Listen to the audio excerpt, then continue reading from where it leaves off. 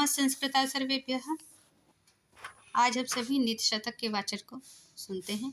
तो चलिए इसका पारायण शुरू करते हैं। सर्वप्रथम मंगलाचरण। दिक्कालादनवच्छिन्न अनंत चिन्मात्र मूर्तये स्वानुभूतेकमानाय नमः शांताय तेजसे। अनुष्टुप छंद में। अथ मूर्ख पद्धति बौद्धारो मत्सरग्रस्ताः प्रभवस्मै दूषिताः अबोधोपहताश्चान्ये जीर्णमङ्गेषु भासितम् अज्ञः सुखमाराध्य सुखतरमाराध्य ते विशेषज्ञः ज्ञानलवदुर्विदग्धं ब्रह्मापि नरं न रञ्जयति प्रस्रह्यमणिम् उद्धरेण मकरवक्त्रदष्टान्तरात् समुद्रम् अपि सन्तरेत प्रचलुर्मिमालाकुलं भुजङ्गम् अपि कोपितं शिरसि पुष्पवद्धारयेत् न तु प्रतिनिविष्टमूर्खजन चित्तम् आराधयेत् लभेतु शिकुतासु तैलम् अपि यत्नतः पीडयन् पिबेच्च मृगतृष्णिकासु सलिलं पिपाशार्दितः कदाचिदपि पर्यटन् शशविषाणमासादयेत् न तु प्रतिनिविष्टमूर्खजन चित्तम् आराधयेत्। यह दो पृथ्वी छंद में था। आगे शार्दूल विक्रीडित छंद में कि व्यालं बालमृडालतन्तुभिरसौ रोद्धुं समोजृम्भते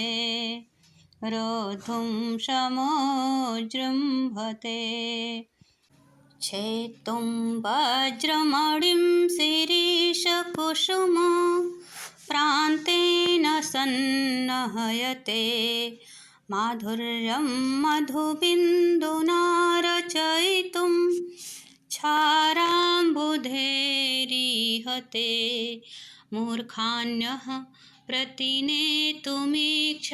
बलात् सूक्तैः सुधासिन्धिभिः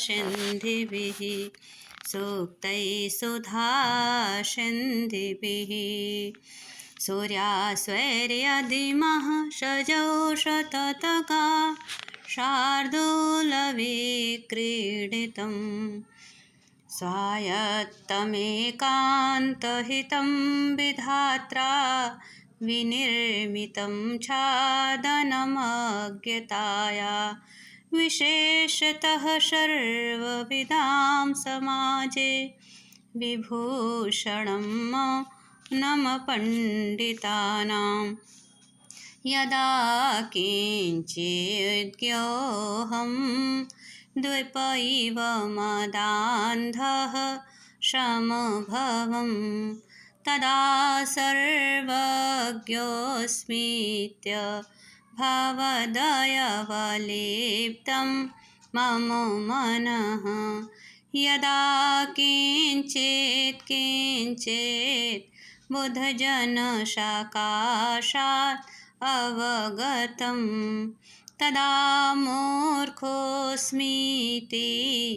ज्वर इव मदो मे व्यपगतः ज्वर इव मदो मे व्यपगतः रसैरुद्रैषिन्ना यमनशभलागः शिखरिणी कृमकुलचितं लालाक्लिन्नं विगन्धिजुगुप्सितं निरुपमरसप्रीत्याखादन् खरास्थिनिरामिषम् सुरपतिमपि स्वापार्श्वस्थं विलोक्य न शङ्कते न हि गणयति क्षुद्रो जन्तुः परिग्रहफल्गुतां न हि गणयति क्षुद्रो जन्तुः परिग्रहफल्गुतां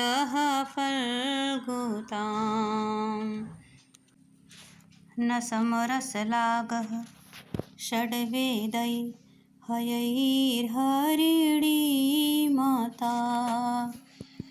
रसैरुद्रैषेन्ना यमन शबलागः शिखरिणी शिरः शार्वं स्वर्गात् पशुपतिशिरस्तः क्षितिधरं महेन्द्रादोत्तुङ्गात् अवनीयवनेश्चापि जलधिम् अधोधो गङ्गेयं पदमुपगतास्तोकमथवा विवेकभ्रष्टानां भवति विनिपातः शतमुखः शक्यो वारयितुं जलेन हुतभुक् क्षत्रेण सूर्यातपो नागेन्द्रो निशिताङ्कुशेन समदो दण्डेन गोगर्धभौ व्याधिर्भेषजसंग्रहैश्च विविधैः मन्त्रप्रयोगैर्विषम् सर्वस्य सधिमस्ति शास्त्रविहितं मूर्खस्य नास्त्यौषधम् सूर्यास्वर्यधीमः सजोषततगा शार्दूलविक्रीडितम्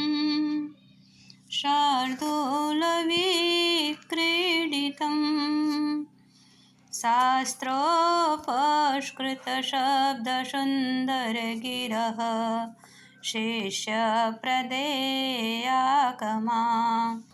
विख्याता कवयो वसन्ति विषये यस्य प्रभो निर्धना तज्जाड्यं वसुधाधिपस्य सुदयस्त्वर्थं विनापीश्वरा कुस्यास्युकुपरीक्षका हि मणयो यैर्गतः पातिता हर्तुर्याति न गोचरं किमपि शं पुष्णाति यः सर्वदा व्यर्थिभ्यः प्रतिपाद्यमानमनिशं प्राप्नोति वृद्धिं परां कल्पान्तेष्वपि न प्रयाति निधनं विद्याख्यमन्तर्धनम् येषां तान् प्रतिमानमुज्झत नृपा कस्तैः स्पर्धते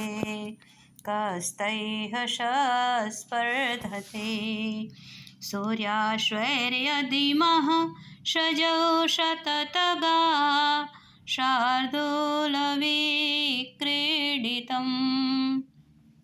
अगला 14वां श्लोक मालिनी छंद में कि अधिगत परमार्थान् पंडितां मामवस्थाम् अधिगत परमार्थान् पंडितान् मामवस्थां दृढमिव लघुलक्ष्मी नैव तान् संरुणते अभिनवमदलेखा श्यामगण्डस्थलानां न भवति विषतन्तुर्वारणं वारणानां न भवति विषतन्तुर्वारणं वारणानां धनमययुतेयं मालिनी भोगिलोकै अधिगत परमार्थान् पंडितान् मामवस्थां धनमययुतेयं मालिनी भोगिलोकै धनमययुतेयं मालिनी भोगिलोकै। वसंत तिल का छंद में कि अम्भोजिनी वन विहार विलासमेव हंसस्य हन्ति नितरां कुपितो विधाता न त्वस्य दुग्धजलभेदविधौ प्रसिद्धां वैदग्ध्यकीर्तिमपहर्तुमशौ समर्थः उक्ता वसन्ततिलका तवजा जगौगः उक्ता वसन्ततिलका तवजा जगौगः अम्भोजिनी वनविहारविलासमेव हंसस्य हन्ति नितरां कुपितो विधाता न त्वस्य दुग्धजलभेदविधौ प्रसिद्धां वैदग्ध्यकीर्तिमपहर्तुमशौ समर्थः। पुनः शार्दूल में कि केयूराणि न भूषयन्ति पुरुषं हारा न चन्द्रोज्ज्वला न स्नानं न विलेपनं न कुसुमं नालङ्कृता मूर्धजा वाणेक्या समलङ्करोति पुरुषं या संस्कृता धार्यते क्षीयन्ते खलु भूषणानि सततं वाग्भूषणं भूषणं वाग्भूषणं भूषणं विद्यानामुनरस्य रूपमधिकं प्रच्छन्नगुप्तं धनं विद्या भोगकरी यशः सुखकरी विद्या गुरूणां गुरुः विद्या बन्धुजनो विदेशगमने विद्या परा देवता विद्या राजसु पूज्यते न हि धनं विद्याविहीनः पशु विद्याविहीनः पशु क्षान्तिश्चेत् कवचेन किं किमरिभिः क्रोधोऽस्ति चेत् देहिनां ज्ञातिश्चेदनलेन किं यदि सुहृत् दिव्यौषधैः किं फलम् किं सर्पैः यदि दुर्जना किमु धनैर्विद्यानवद्या यदि व्रीडा चेत् किमु भूषणैः सुकविता यद्यस्ति राज्येन किं दाक्षिण्यं स्वजने दया परिजने साठ्यं सदा दुर्जने प्रीतिः साधुजने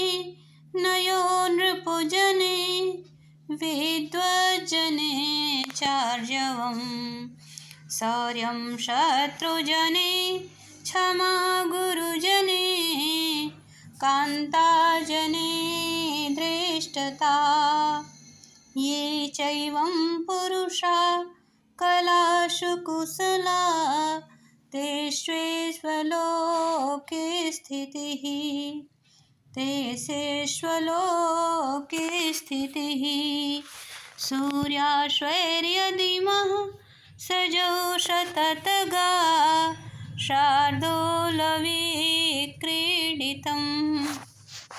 पुनः वसंतल का छंद में कि जाड्यं धियो हरति सिंचति वाचि सत्यं मानोन्नतिं दिशति पापमपाकरोति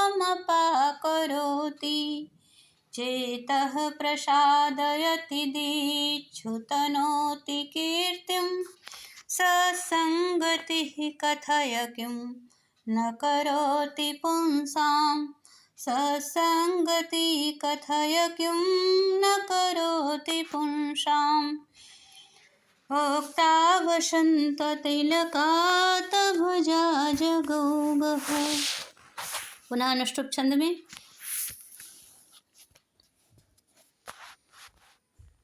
कि जयन्ति ते सुकृतिनो रससिद्धाः कवीश्वराः। नास्ति येषां यशः काये जरामरणजं भयं। श्लोके षष्ठं गुरुज्ञेयं सर्वत्र लघुपञ्चमं द्विचतुष्पादयो ह्रस्वं सप्तमं दीर्घमन्वयोः। मानसौर्य पद्धति। क्षुत्क्षामोऽपि जराकृशोऽपि शिथिलो प्राणोऽपि कष्टां दशाम् आपन्नोऽपि विपन्नदीतिरपि प्राणेषु नश्यत्वपि मत्तेवेन्द्रविभिन्नकुम्भपिशित ग्रासैकबद्धस्पृहा किं तीर्णं किं जीर्णं तृणमतिमानमहताम् अग्रेसरः केसरी स्वल्पस्नायुवशाकमेकमलिनं निर्मांसमप्यस्तिकम् स्वालब्धा परितोषमेति न तु तस्य क्षुधा शान्तये सिंहो जम्बुकमङ्कमागतमपि त्यक्त्वा निहन्ति द्वीपम् सर्वः कृच्छ्रगतोऽपि वाञ्छति जनः सत्त्वानुरूपं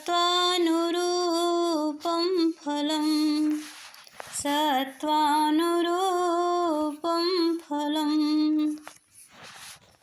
वसंत तिलका छंद में किलाङ्गूलचालमदश्चरणावपातं भूमौ निपत्य वदनोदरदर्शनं च स्वापिण्डतस्य कुरुते गजपुङ्गवस्तु धीरं विलोकयतु चाटुशतैश्च भुङ्क्ते परिवर्तिनी संसारे मृतः को वा न जायते स जातो येन जातेन याति वंशः समुन्नतिं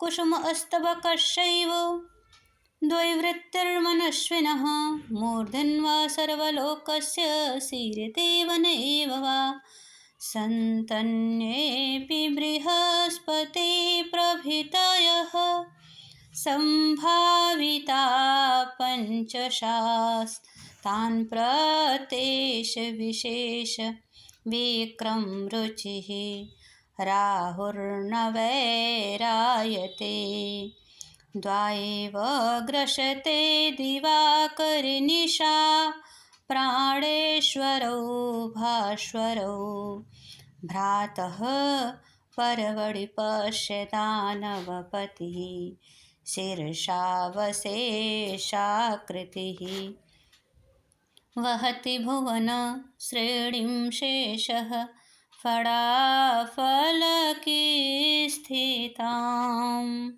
वहति भुवन श्रेणीं शेषः फलाफलकी स्थिताम् कमठपतिना मध्ये पृष्ठं सदा स च धार्यते तमपि कुरुते क्रोडाधीनं पयोधिरनादरात्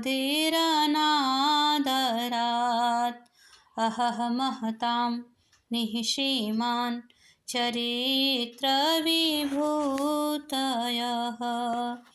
वरं पक्षच्छेदः समदमघवन्मुक्तकुलिश प्रहारैरोद्गच्छत् बहुलदहनोद्गार गुरुभिः तुषाराद्रेषु नो रहः पितरी क्लेशविवशम् न चासौ सम्पातः पयसि पयसां पत्युरुचितः यदश्चेतनोऽपि पादैः स्पृष्टः प्रज्वलति सवितरुन् अनिकान्तः इनकान्तः यदचेतनोऽपि पादैः स्पृष्टः प्रज्वलति सवितुरिन्कान्तः तत्तेजस्वी पुरुषः परकृतनृगति कथं न सहते। आर्या छंद में था 18, 12, 18, 15।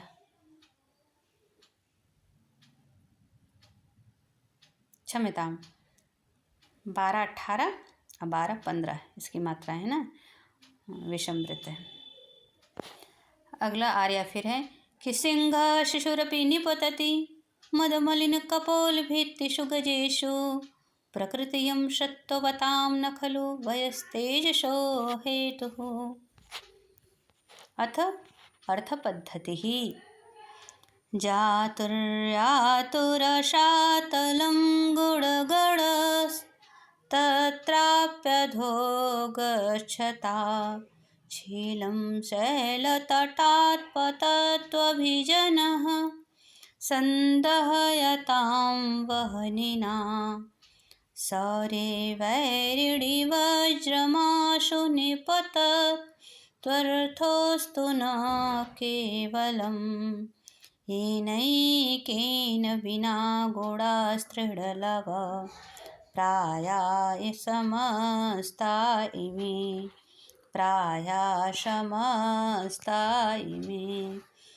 यस्यास्ति वेत्तं स नरं कुलीनः स पण्डितः स श्रुतवान् गुणज्ञः स एव वक्ता स च दर्शनीयः सर्वे गुणा काञ्चनमाश्रयन्ति स्यादिन्द्रवज्रायदितौ जगौगः उपेन्द्रवज्रा यतजास्ततौ गौ अनन्तरोदीरितलक्ष्मभाजौ पादौ यदीया उपजातयस्ता इत्थं किलन्यास्वपि मे श्रितासु वदन्ति जातिस्विदमेव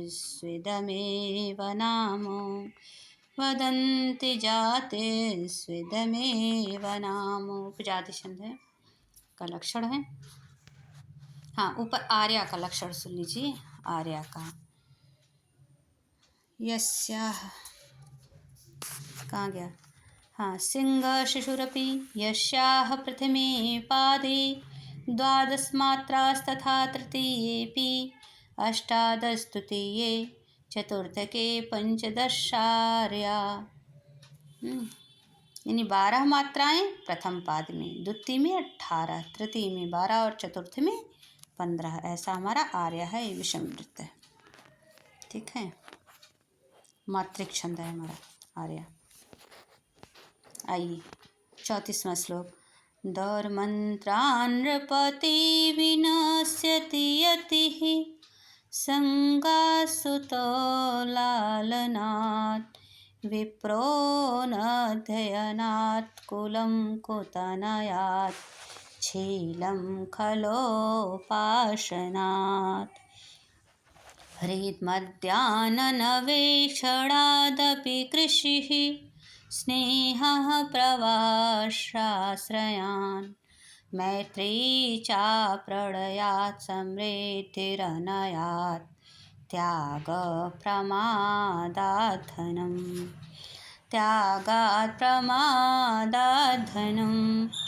दानं भोगो नाशस्त्रस्यो गतयो भवन्ति वित्तस्य यो न ददाति न भुङ्क्ते तस्य तृतीया गतिर्भवति। यस्या प्रथमे पादे द्वादशमात्रास्तथा तृतीयेऽपि अष्टादश तृतीये चतुर्थके पंचदशार्या। शिखरणी मणिः शालोलीढः समरविजयी हेति दलितो रसैरुद्रैश्चेन्ना यमनशबलागः शिखरिणी मदच्छिडो नागः शरदि शरितः स्यान्पुलिना कलाशेषश्चन्द्रः सुरतमृदिता बालवनिता तनीम्ना शोभन्ते गलितविभवाशार्थिषु नरा गलितविभवाशार्थिषु नरा परिच्छिडः कश्चित् स्पृहयति यवानां प्रश्रितये सपश्चात् सम्पूर्णः कलयति धरित्रीं तृणशमाम् अतश्चान्नैकान्त्यात् गुरुलघुतयार्थेषु धनिनाम् अवस्थावस्तूनि प्रथयति ससङ्कोचयति च अतश्चानैकान्त्यात् गुरुलघुतयार्थेषु धनिनाम् अवस्थावस्तूनि प्रथयति च सङ्कोचयति च राजन्दुदुक्षसि यदि चित्तिधेनुमेनां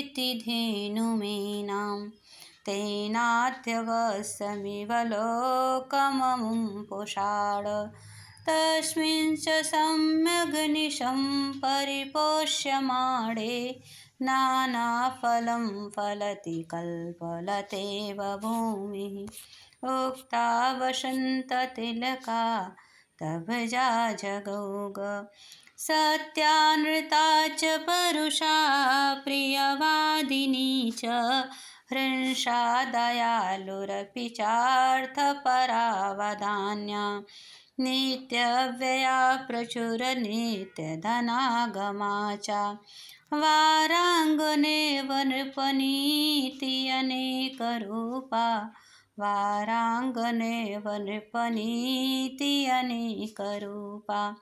शालिनी छंद में आगे शालिनी छंद का लक्षण देख लेते हैं। शालिनी, अच्छा,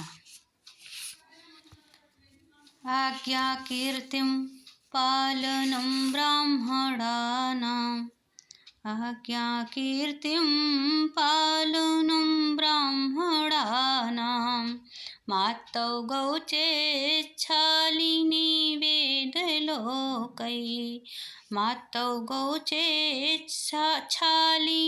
वेदलोकै आज्ञाकीर्तिः पालनं ब्राह्मणानां दानं भोगो मित्रसंरक्षणं च येषामेते षड्गुणाना प्रवृत्ता कोऽर्थस्तेषां पार्थिवोपाश्रयेण मातौ गौचेच्छालिनी वेदलोकै।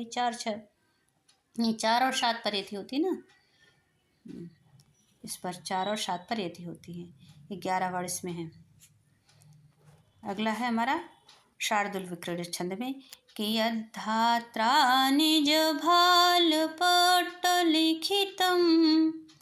स्तोकं महद्बाधनं